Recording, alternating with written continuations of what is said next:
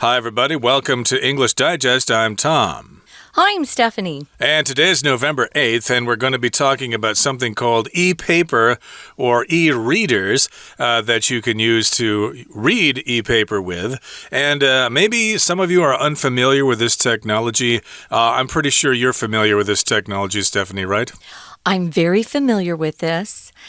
We should probably tell our listeners, you may already have guessed this, but we use Kindles. So we have e-readers that we use to read our articles a lot of times. Tom uses his Kindle exclusively to read the articles. I do half and half sometimes.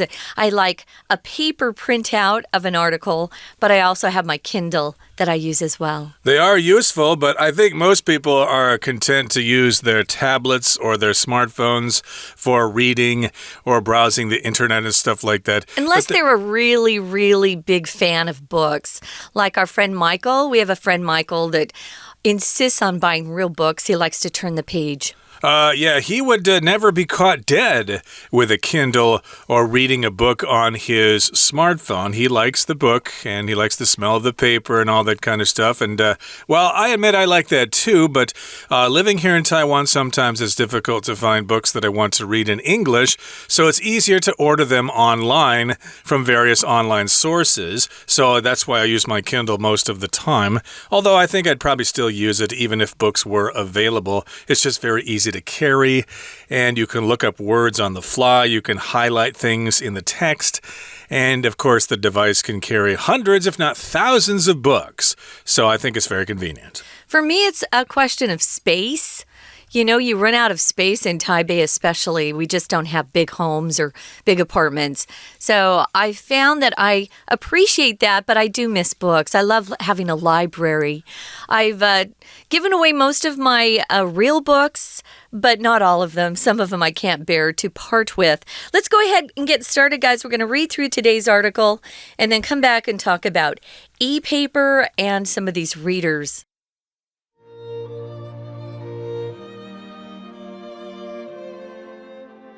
Here at English Digest, we encourage students to establish strong reading habits. Whether it's our magazine or a classic work of literature we've recommended, we love to see our readers with their noses buried in a fascinating story in English. But carting a pile of books around can be inconvenient, and reading on phone or tablet screens often leaves you with tired eyes. What's a bookworm like you to do? Check out e-paper. E-paper, which stands for electronic paper, is a technology that was conceived to mimic the look of real ink and paper. It's therefore commonly thought of as the perfect medium for electronic book devices, and that is one great use for the technology. However, once you understand the concept behind e-paper, you'll see how varied its uses can be. The fundamental units of e-paper screens are millions of tiny capsules filled with fluid and even smaller spheres of pigment. The capsules are pressed against electrodes in a single thin layer. Their white pigment spheres have a positive charge, and black spheres have a negative charge. Shifting the electrode layer's charge makes the tiny pigment spheres switch places to make their capsule appear either white or black. This process is incredibly energy efficient. An e-paper display only draws power when it is asked to change. Furthermore, owing to the fact that it doesn't emit light, e-paper is easy on the eyes in sunlight or in shade. Besides in e-book readers, e-paper gets a lot of use in signs. Indoors, you'll see e-paper on price labels on grocery store shelves. Outdoors, a frequent use for it is in parking signs or bus stop information boards. In fact, you might have seen e-paper at bus stops in various Taiwanese cities. Now that color e-paper displays are also becoming more widespread and affordable, the sky's the limit on e-paper applications. Okay, guys, let's jump in here. Let's look at the title, A Peek Inside e-paper. E-paper, as you can see, is being used as a non-count noun. You won't see people write e-papers. Oh, you might see some people. But here it's just being used as a non-count noun. Here at English Digest, our company, you know you're listening to English Digest, we encourage students to establish strong reading habits. If you want your language skills to improve, you need to read more. It's good to listen to podcasts and watch TV and movies and things like that, but also, reading can really improve your comprehension and also introduce you to new ways of expressing something. I often learn new words just reading English. So you might want to increase the amount that you read in English. Indeed, it does help with your reading comprehension, and it helps you learn new words and things like that, although it's a good idea to hear them read out loud. I know a lot of people here know a lot of words, but when they go to say them, it sounds kind of funny, it sounds kind of weird, so yeah, you should also supplement your reading with having them read aloud. Maybe audiobooks would help in that regard? Who knows? But in any case, it says here, whether it's our magazine or a classic work of literature we've recommended, we love to see our readers with their noses buried in a fascinating story in English. So here we've got the word recommend, and this is the present perfect here. We've recommended these classic works of literature or articles in our magazine. We've recommended those to you. In other words, we suggest highly that you read them. That's what to recommend means. You have an opinion. You have a knowledge, you have some knowledge about something, and therefore you tell other people what they should do based on your experience. Yeah, you could also substitute the synonym suggest. So if you suggest or recommend something, it means you usually have some sort of special knowledge, experience in that area. So yeah.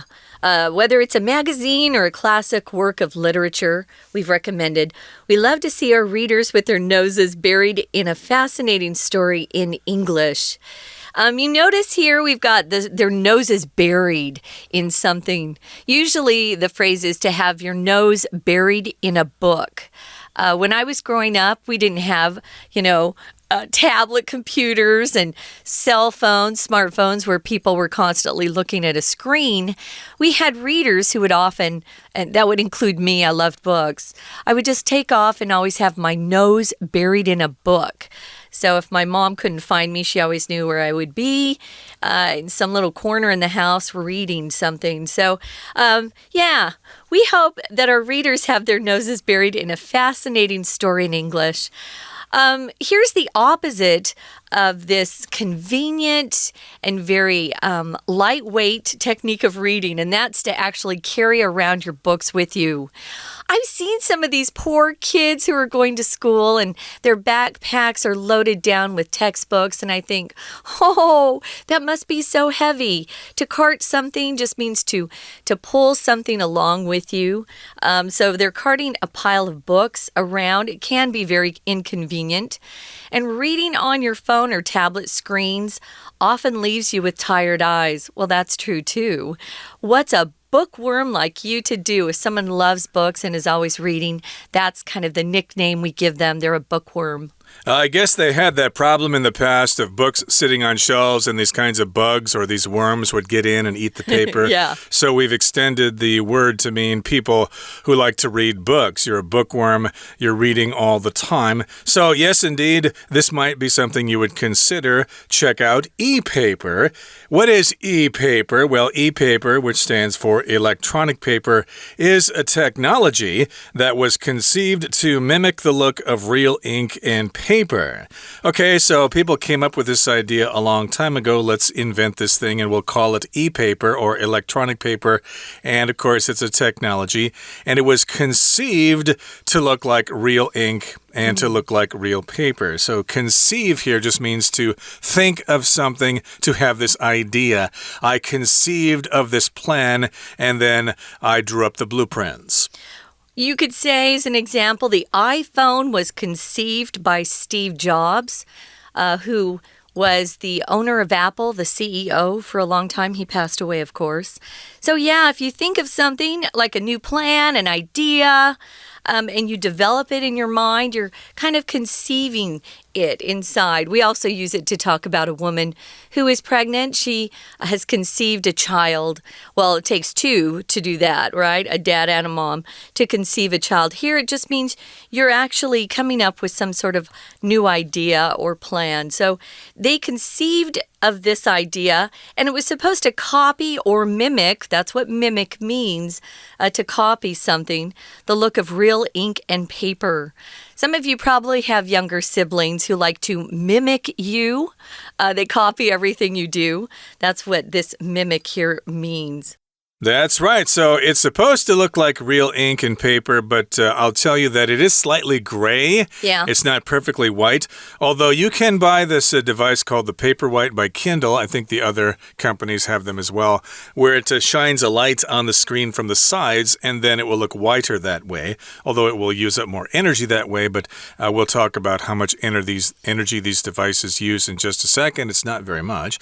But in any case here, it's therefore commonly thought of as the perfect medium for electronic book devices. And that is one great use of the technology. So when we think of e-paper, of course, we think of these e-readers. And yes, indeed, the e-book is the perfect medium for electronic book device. Okay, so we've got Kindles here, but of course there's Kobo.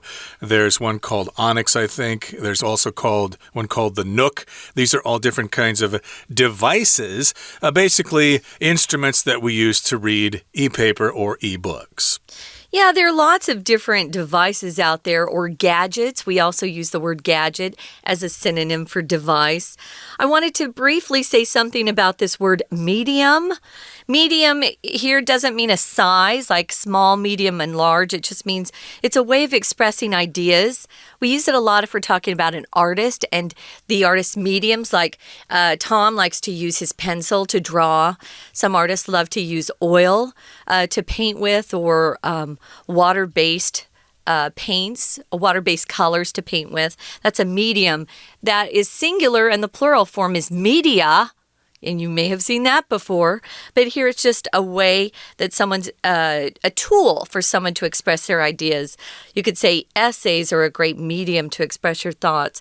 We're going to take a quick break now, guys. Take a little listen to our Chinese teacher, of course, and then we'll be back to continue. 听众朋友大家好，我是安娜。我们今天要带大家来看看 e-paper 所谓的电子纸，它是什么原理，跟它有什么样的应用呢？所以我们照例的来看一下，在选项当中有没有什么需要特别注意的单字呢？例如像 A mimic， 它是动词模仿的意思。E 的 applications 在这里指的是应用，而 H 的 medium它是媒介的意思，它是名词的单数哦。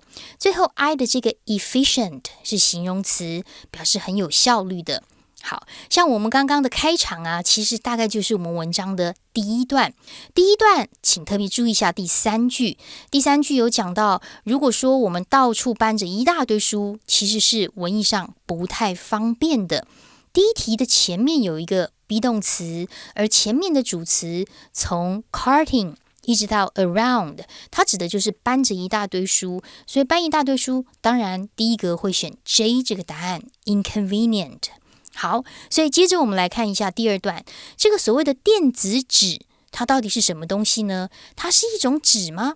还是它到底是什么样的电子产品呢？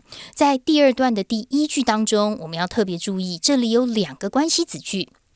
第一个关系子句是非限定用法补充说明的关系子句，不过这句话看起来有点长，说简单一点，主词其实只有一个字，就叫做 e-paper。 那么它后面带着 be 动词，我们可以先把逗点中间跳掉。其实这句话本来要说的是 e-paper is a technology。 好，所以我们刚刚说第一个限定用法第一个非限定用法的关系子句就是最前面逗点的 which到逗点的 paper 这个地方，也就是补充说明所谓的电子纸呢，其实它代表的就是电子化的纸张。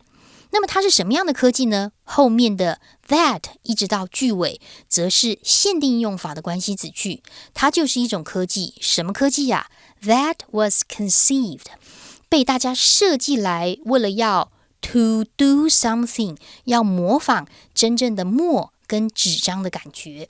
好，所以呢，它常常被认为是电子书设备一种很完美的一种什么东西呢？在第二句当中看到了一个被动式，从主词1撇s的 be 动词到后面 thought of as 被认为是电子书的完美的一种媒介。第三格选一个名词，根据文意我们选了 H 的 medium。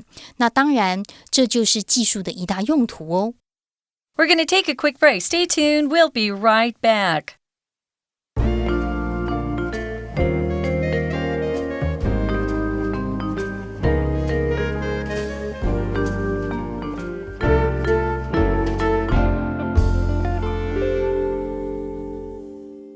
Okay, everybody, let's continue to talk about e-paper or e-readers. And, of course, we talked about the fact that it was conceived to mimic the look of real ink and paper. So its most common use is as an e-book or an e-reader, electronic book devices. But as this paragraph here finishes, and that is one great use for the technology. However, once you understand the concept behind e-paper, you'll see how varied its uses can be. So we're going to explain to you exactly how this technology works. Some of you are techies, you will understand this. Some of you won't necessarily. Basically, all you need to understand is that, it just makes things look like paper, and it's going to be in black and white. But if you like to read stuff and you don't really care about the pictures, then this is the perfect device for you. Right. So, moving on from where we left off, we were on the second paragraph. We talked about devices. The last line in that second paragraph says, however, once you understand the concept or the idea behind e-paper, you'll see how varied its uses can be.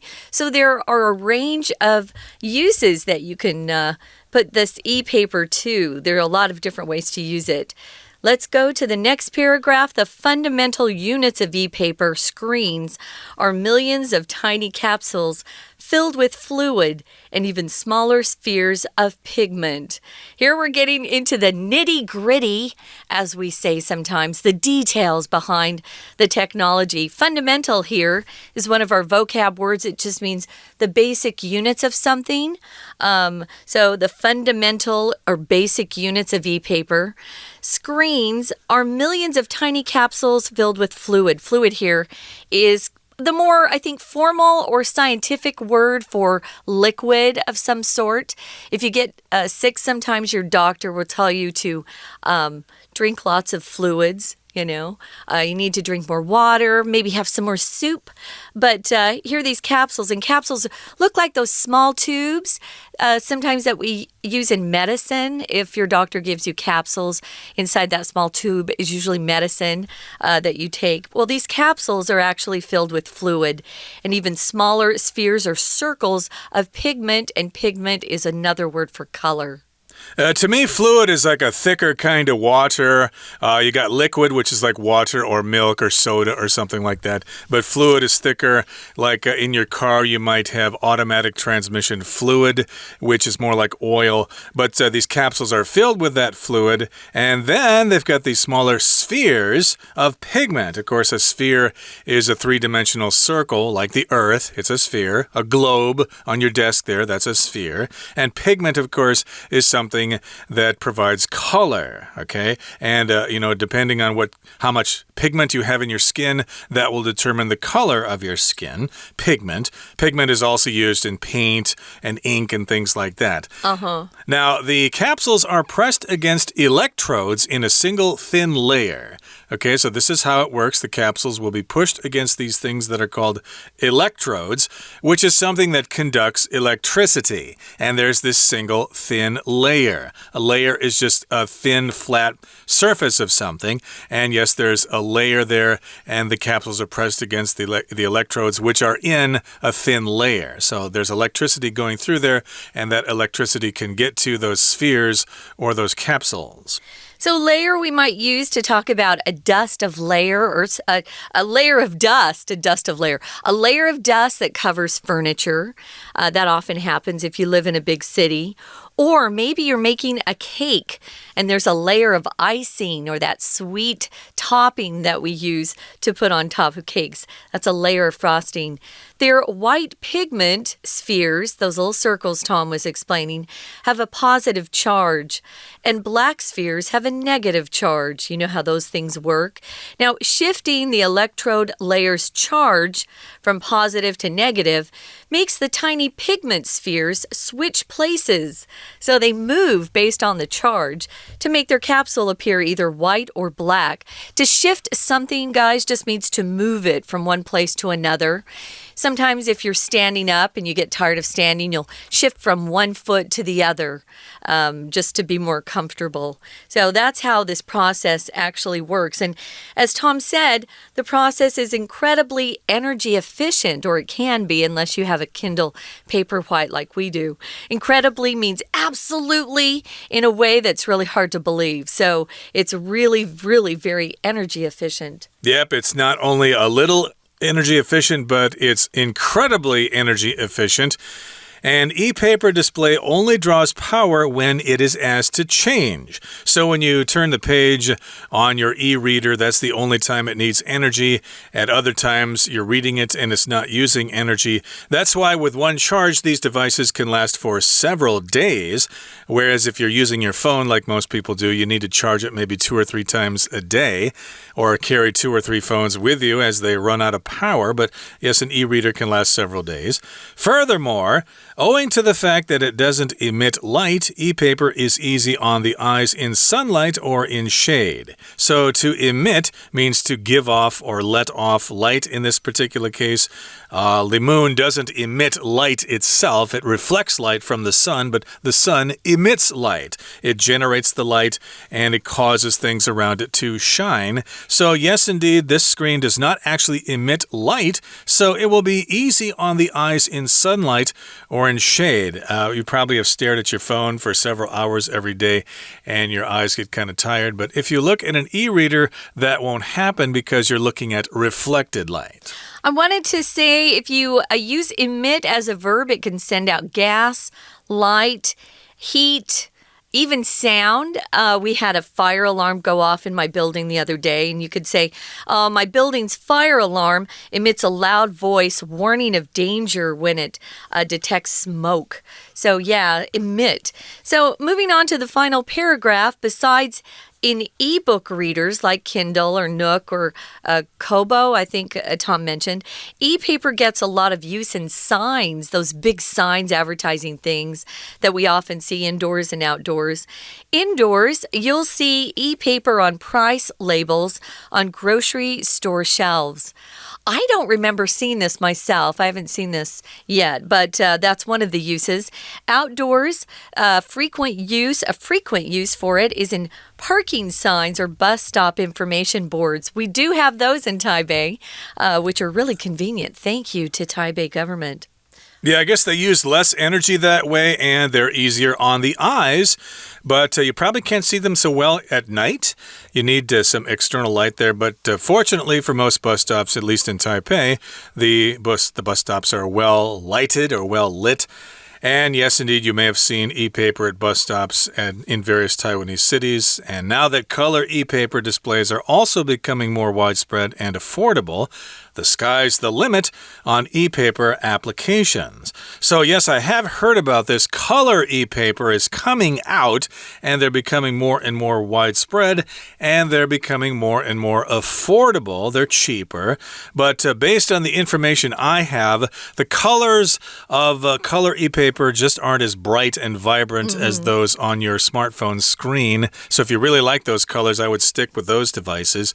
It's kind of a, sort of like a pastel kind of color on the e-reader screens. And I don't think they're as clear either because they rely on these screens or these layers on top of it. So it's not really perfect. Yeah, there's one final phrase in that last sentence, guys. The sky's the limit just means there's no limit to what someone can achieve or accomplish or spend or win. There's no limit. The sky's the limit. So we hope that you learned a little bit more about e-paper and the applications that are currently being used. Kind of fun. Right now, we're going to listen one more time to our Chinese teacher. 不过啊，如果你真的了解电子纸背后的概念，你就会明白，其实这个电子纸后面不是可以做书而已，还有很多其他不同的应用方式。在同样第二段的第3句，我们在 however 之后看到一个 once， 这里特别可以把它框起来，因为在这里不是一次哦，而是连接词 when。 一旦当你了解到这样的概念，其实会发现它有各式各样不同的用途。第4格我们选个形容词 varied， 你就知道它的用途有多样的 varied。 好，那到底这个电子纸它是什么样的原理呢？其实电子纸萤幕啊，它的基本单位是好几百万个充满着液体，甚至还有更小的这种色素球体的微小的胶囊。那么它们被压在一个电极上，薄薄的一层，白色呢就是带着正电荷，黑色就是负电荷。那么转移这个电极层的电荷呢，就会让这个微小的色素球体转换位置。那么电荷呢的显示呢，就是会白色或者是黑色，就会组合成我们现在看到的样子。关键是这种组合是非常的省电的。我们看一下第3题，特别是第5句这个地方。第5句这里我们看到的是 This process is incredibly energy 什么？关键在于第6格后面的冒号是说明解释第6格前面的文意。那么冒号之后我们看到的是电子纸它的展示，只有在当它换页的时候才会 draws power， 才会用到一些电力，所以当然是很省电啊，在能源的效益上呢是非常有效率的。所以第6格应该选一个 I efficient。 不过这里的 energy efficient 可以把它当成一个2个字的这个复合的形容词，在 energy 在能源上很有效率的意思。好，那么再者呢，由于它实际上呢，因为本身不会发光，所以不管你在太阳光底下啦，或者在阴暗的地方啊阅读，眼睛都不会觉得很疲劳。第7格前面有一个 in， 所以我们知道第7格介系词后面就只能加名词或动词 ing 啦。不过受到前面的 or， 它是一个 A 或 B 的概念，所以根据前面的 sunlight， 你大概就推测得出来第7格选 G shade 这个名词是比较适合的。好，那么最后一段呢，我们就提到电子纸其实还有很多的应用啊，不管是在室内或者是室外。例如第8格最后面提到的是杂货店的架子上面，第8格前面叫做 price， 当然架子上就会有产品，然后会有标价多少钱哦，所以第8格根据这个情境我们选 B 的 labels。好，那么在室外呢，像一些停车场的标志啊，公车站的资讯看板啊，都可以使用到。所以台湾或许越来越多的公车站牌啦，或者是其他城市的一些应用，在使用电子纸上会越来越多哦。以上是我们今天的内容，我是安娜，我们下次见。Okay, that brings us to the end of our lesson for today. And maybe you might consider an ebook reader or using e-paper in your daily life if you do a lot of reading and you don't need to see colors. Otherwise, I think you'll probably get by just fine with your smartphone or your tablet. From all of us here at English Digest, I'm Tom. I'm Stephanie. Goodbye. Bye.